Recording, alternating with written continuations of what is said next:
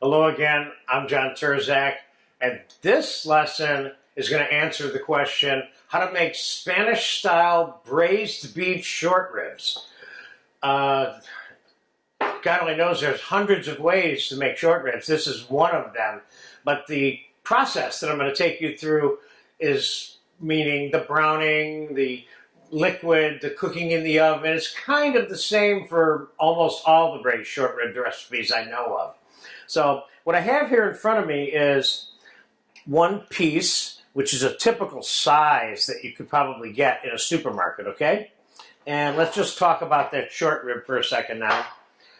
People want to know, well, where does this come from? So if I were to continue the ribs this way, eventually I have a prime rib up here. So the prime rib, or rib eye, if you will, of the animal is, the bone is cut off for the rib eye, and the rib eye is taken off with that bone this way, and this is what's left right here.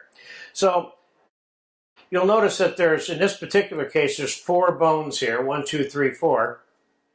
And we're going to cut them like this, which is called English style. But a very popular Jewish way of braising short ribs called flanking is where that bone is cut this way. And each piece of rib, if you want to call it that, has pieces of bone across in it. So let's start by getting this one cut.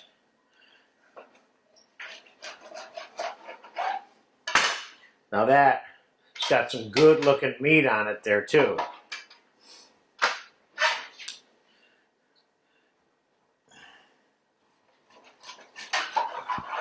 Very nice.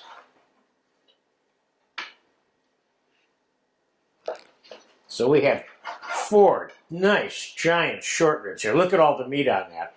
The short rib plate, if you will, has, just like all other cuts of meat, there's a better part that has more meat and less fat, although the fatty end is probably the tastiest, but it has less meat.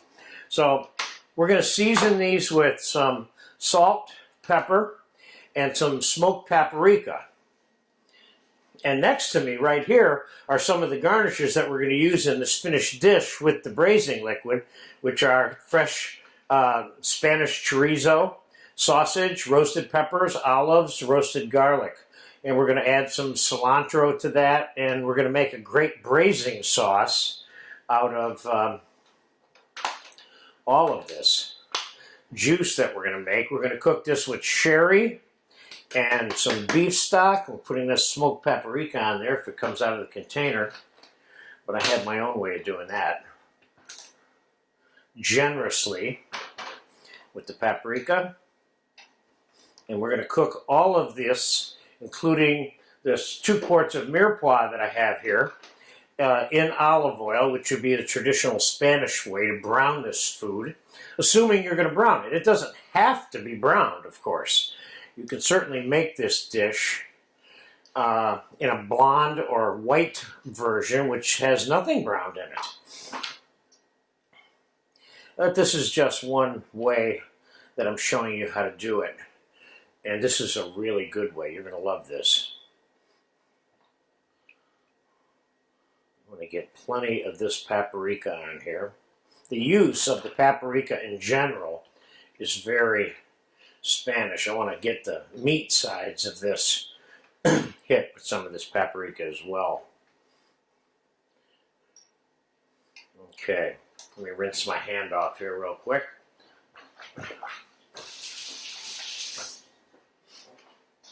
Okay, I have 2 quarts of large cut mirepoix here, and we're going to brown that in this pan, which I have back here, which is hot, in olive oil. We're going to fast forward part of this lesson for the browning of the veg. And we'll put a little bit of pepper. Could I put all kinds of herbs on here? I could, but I don't really need to in this particular case. I'm going to have so many dynamic flavors going on, and then we're going to brown the short ribs back here in some more olive oil. Let's get those in the pan, browning. Oh yeah.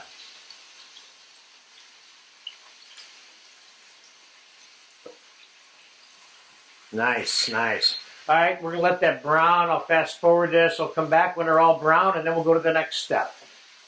Okay, I browned these short ribs all the way around. The mirepoix is still cooking, and as you can see, these look really good. And I dumped all that paprika oil that I had in here into the vegetable thing, and now we're gonna deglaze the rib browning pan with some sherry. Might as well just put it all in there. That was 2 cups of, I used inexpensive domestic sherry for this, which is what I recommend.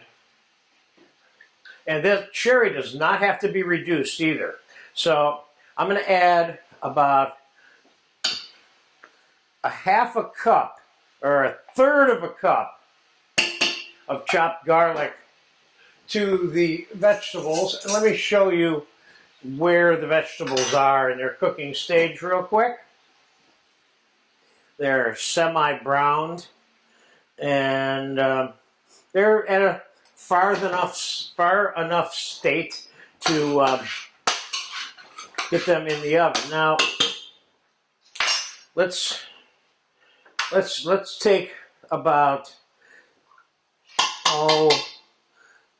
one of these little 6-ounce cans of tomato paste.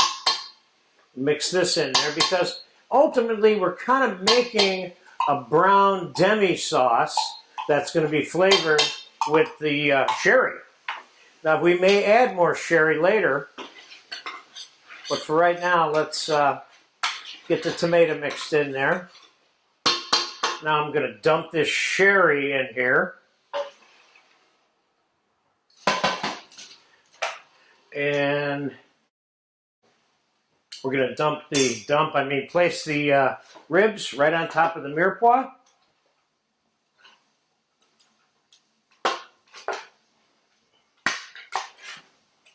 Now you could use the amount of mirepoix I used or whatever amount you want. You could make this without the mirepoix.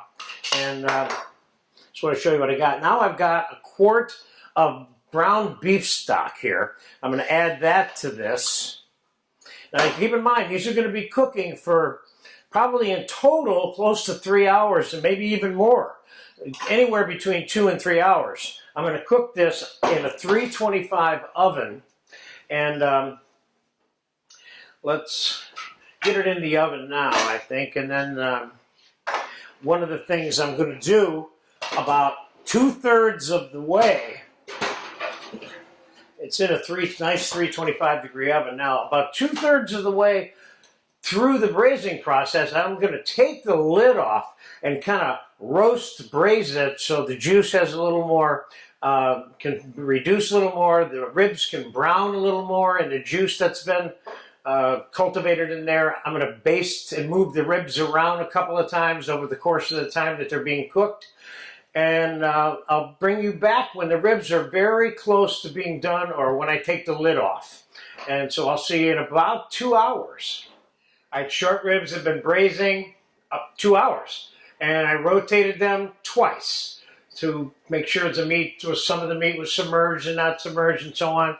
And now we're going to take a look at them. And we're going to put them back in the oven without a lid. And at that point, we're going to be watching them a little bit more closely because we don't want any too browned short ribs. So you'll see all that fat on there. There's a lot of fat there, but the short ribs look nice. Notice how they've been shrinking. That's normal. This one, bone, shrunk right off the bone already. Where's the bone of that one? No, that's not it. It's in here somewhere. There's a bone. See, look at this one here, too. There. Okay, so I'm just going to rotate them around a little bit. And I'm going to pop them back in the oven without the lid. Now, you'll see all that amount of fat that's on there. Ultimately, we're going to remove all that fat with a ladle when these are all done. So let's put it back in the oven. And let's brown them a little bit while they finish off in there. They probably have another hour. Now, you have to watch them a little more closely because they have no lid in terms of rotating them around and so on. So I'll see you in about an hour, and I'm going to rotate them throughout that time. Okay, the short ribs have been braising for a total of a little bit more than 4 hours, 90 minutes of which it was left uncovered. I put a lid back on to shut it off because it had something to do, but it's still hot. Let's get it out of the oven now. And we're going to go through the process of straining the sauce and sorting through the veg and defatting the sauce. But let's take a look at what we got in the pan right now. As you can see, there's a lot of fat in there that I'm going to need to get out of there. Let's get the short ribs out first.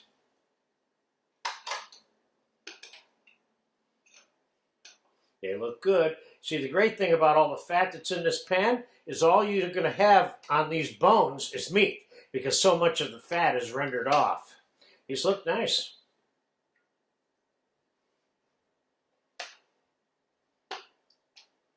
This one, bone fell off. I added about a quart of water over the course of the time that this was cooking. There's that bone there. So let's get it strained first. And we're going to save these veg because we're going to do two versions of how to serve this item. One of them is going to be with these vegetables here. And another one is going to be with some of these vegetables, which is the chorizo and roasted peppers, olives, whole roasted garlic, and some bacon. So right now, let's get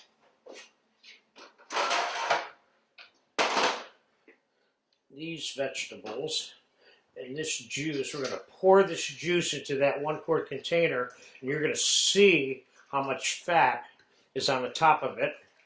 And we're going to remove it by putting it in the tall cylinder so the fat all comes to the top easy. Okay, so that is all good veg for the provincial country style version. And now I'm just going to pour this in, and I'm going to let it resettle. And before I take any fat off of this container, got just enough room there. So we're going to fast forward here. I'm going to let that settle so you can see how much fat it was and how I got it off. So I'll be back in 15 or 20 minutes and let that settle a little bit first. It's been about a half an hour. The sauce and the fat have been separating. As you can see, there is a fair amount of fat here. And this is one of the best ways to get this fat off, is to let it settle in a tall cylinder like I did, which I got lucky that it happened to fit in this particular cylinder, even though it barely fit, but it did fit. And what we're going to do is we're going to take this juice now, this braising liquid, and I have a hot saucepan right behind me, and we're going to put this in to that pan. But first I want to taste this braising liquid. What can you add to this braising liquid at this point? And a lot of things. You could add more sherry, which is what I'm probably going to do. You certainly could add brandy. You could add any other kind of like little sweetened liqueur. Spanish ones in particular would probably be the most suited for this, but I like that. It tastes good. And what I'm going to do is I'm going to add another cup, or 3/4 of a cup of sherry. And then we are going to get this into the hot saucepan.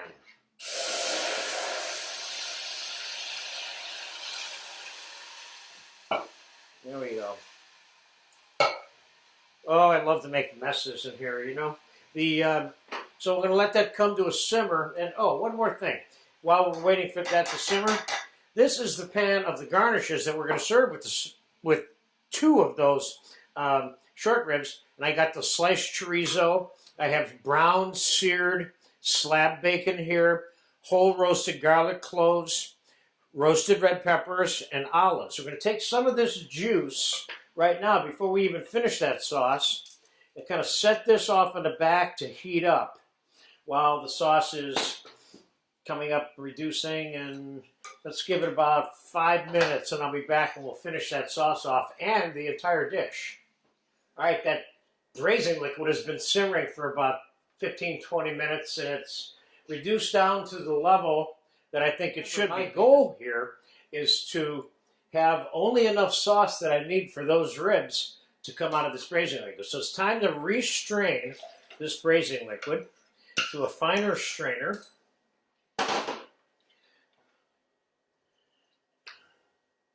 Now, I'm not one for thick sauces, but we'll take a look at this one real quick first. Then we're going to cut those ribs up, and we're going to put them on a couple of plates over here.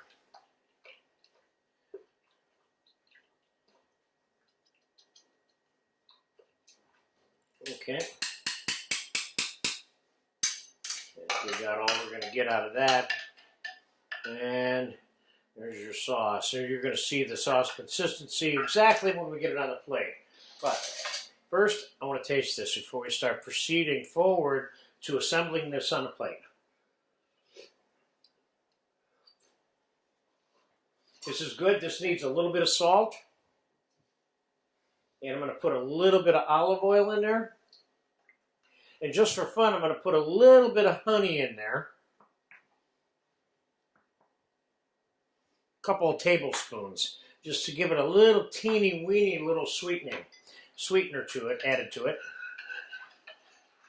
Okay. Now, let's go to these ribs. And there's ways to serve them. You can serve them on the bone, or you can take them off the bone, like so.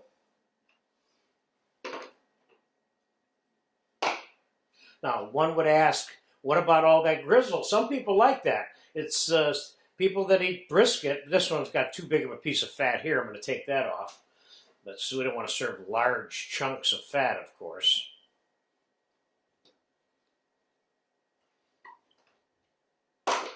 But this I'm going to leave on because I think there's a I'm going to leave some of that grizzle on because it's not grizzly any longer.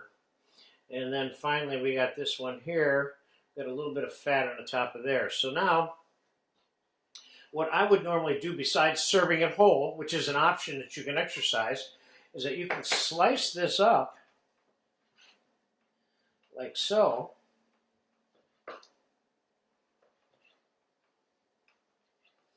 You can lay it on your plate like that. Now, some would argue that that's an entire dinner there. By the time I get through with these plates, that is an entire dinner. Let's get the rest of the fat off of that one. And let's slice this one up. So I'm going to use one decent-sized short rib for each one of these main dishes. Just got a little more fat there. I want to get that out of there. Some people may like grizzle, but generally speaking, they don't want fat on their plate. Now, we have a little bit of the natural mirepoix from the braising process. What we do with this particular one, let's put some of that on that plate also. I season that with some salt and pepper. Let's get this like this. Now, yeah, let's move these plates over here. Now, the other garnishes I talked about before, I heated up. These chorizo, I got a little piece of nice browned piece of slab bacon there. Let's get one of those on each one of these plates. Let's get some chorizo sausage in there. That looks like fun. Let's get some whole roasted garlic cloves on both of these plates. Let's get a little piece of roasted pepper on each one of these plates. And let's throw a few olives on here.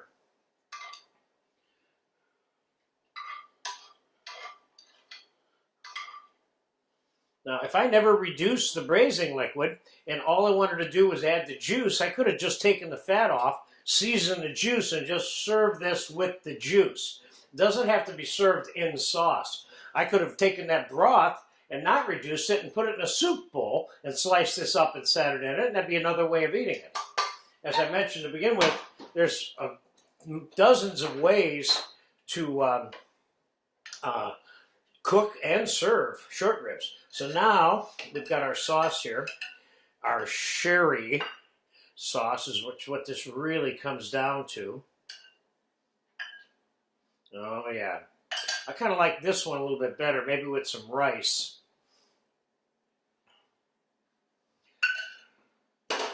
I have some good Puerto Rican style rice that we made for you in another lesson today, which we're going to probably eat with this. Let's get a little bit of chopped parsley, and oh, I know what I want to put on here.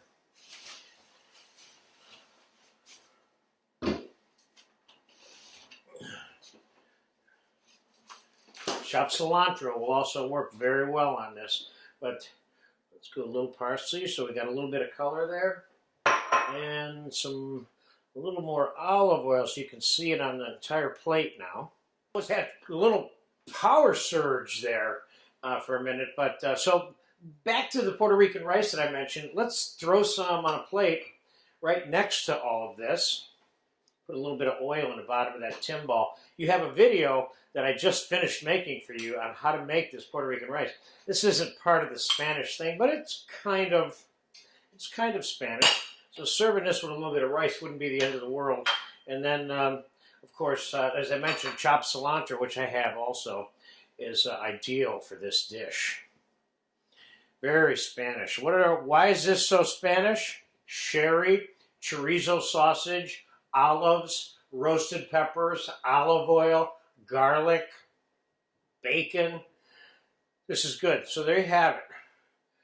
Braised short ribs, Spanish style.